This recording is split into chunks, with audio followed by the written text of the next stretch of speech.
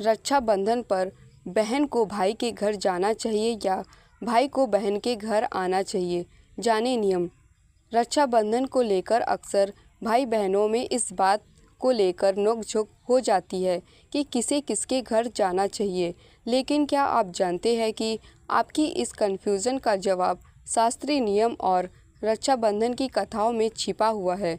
तो चलिए विस्तार से जानते हैं कि रक्षाबंधन पर बहन को भाई के घर आना चाहिए या भाई को बहन के घर जाना चाहिए। रक्षाबंधन का त्यौहार इस साल 28 अगस्त शुक्रवार के दिन मनाया जाएगा। इस दिन बहनें अपने भाई की कलाई पर रक्षा सूत्र बांधती है और भाई उपहार के तौर पर उन्हें कुछ धन या तोहफे देते हैं।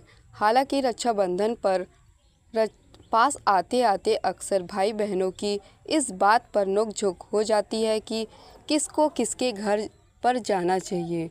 अगर आपके मन में भी यह प्रश्न अक्सर उठता है कि रक्षाबंधन पर भाई को बहन के घर जाना चाहिए या बहन को भाई के घर आना चाहिए, तो इसका उत्तर आपको रक्षाबंधन की कथाओं और शास्त्रीय नियम में मिल जाएगा। तो आइए विस्तार से जानें कि इसके बारे में शास्त्र और कथाएं क्या बताती है। राजा बलि को राखी बांधने गई थी स्वयं देवी लक्ष्मी।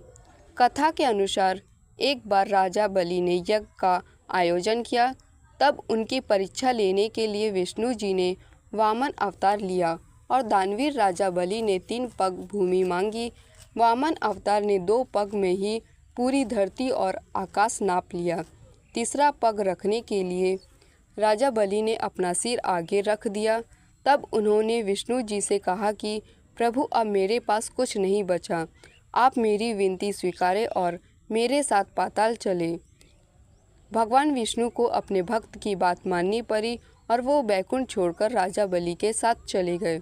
जब देवी लक्ष्मी को यह पता चला तो वह एक गरीब महिला का रूप धारण करके राजा बलि के पास पहुंच गई और उनको राखी बांध दी। इसके बाद लक्ष्मी जी ने श्री हरि को मांगा और उन्हें अपने साथ लेकर चली गई। इस कथा में एक बहन भाई को राखी बांधने उनके निवास स्थान पर पहुंच गई थी। केवल यही नहीं, रक्षाबंधन से जुड़ी एक अन्य कथा भी आपकी कन्फ्यूजन दूर कर सकती है। द्रौपदी ने भगवान श्री कृष्ण को बांधी राखी। कथा के अनुसार महाभारत काल में शिशुपाल वध के समय भगवान श्री कृष्ण की छोटी उंगली सुदर्शन चक्र से घायल हो गई थी और उसमें से रक्त बहने लगा। उस समय द्रौपदी ने आगे बढ़कर अपनी साड़ी का पल्लू फाड़कर उसे भगवान श्री कृष्ण की उंगली पर लपेटा था। तब भगवान कृष्ण ने वचन दिया कि वह इस रक्षा सूत्र का वचन अवश्य निभाएंगे। फिर जब कौरवों ने द्रौपदी का चीरहरण किया, तब भगवान कृष्ण ने चीर को बढ़ाकर द्रौपदी की लाज रखी थी। इस कथा में भी यह दृष्टिगत होता है कि एक बहन अपने भाई को रक्षा सूत्र बांधने के लिए आगे आई थी। रक्षाबंधन पर किसे किसके घर जाना चाहिए? शास्त्रीय नियम और इन दोनों कथाओं से यह बात स्पष्ट होती है कि रक्षाबंधन के त्यौहार पर बहनों को अपने भाई के घर राखी बांधने जाना चाहिए। यह त्यौहार भाई बहन के प्रेम और रक्षा का प्रतीक है। धार्मिक मान्यताओं में कहा जाता है कि सावन के महीने में महिलाओं को अपने मायके जाना चाहिए। इस नज़रिए से भी बहन को ही रक्षाबंधन पर अपने भाई के घर आना चाहिए। लेकिन अगर किसी कारणवश बहनें भाई के घर ना आ पाए तो भाई अपनी बहनों के घर जाकर राखी बंधवा सकते हैं। ऐसा नहीं है कि केवल बहनों को ही भाई के घर जाना चाहिए, जबकि भाई को बहन के घर जाना चाहिए। इस विषय में भी भविष्य पुराण में कथा वर्णित है। भाई दूज पर बहन के घर भोजन करने गए थे यमराज। कथा के अनुसार कार्तिक शुक्ल द्वितीया तिथि पर यमुना ने अपने भाई यमराज को घर पर भोजन का निमंत्रण दिया था।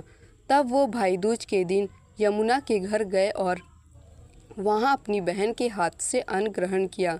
साथ ही यमुना ने भाई का सत्कार किया और उन्हें तिलक लगाकर इस पर यमराज प्रसन्न होकर अपनी बहन को वरदान दिया था। इस कथा से यह स्पष्ट होता है कि भाई दूज पर भाई को अपनी बहन के घर जाना चाहिए। ऐसा करने से भाई बहन के बीच प्रेम और स्नेह बढ़ता है और भाई को दीर्घायु की प्राप्ति होती है। अगर आपको वीडियो अच्छी लगी हो तो लाइक, कमेंट और सब्सक्राइब करें।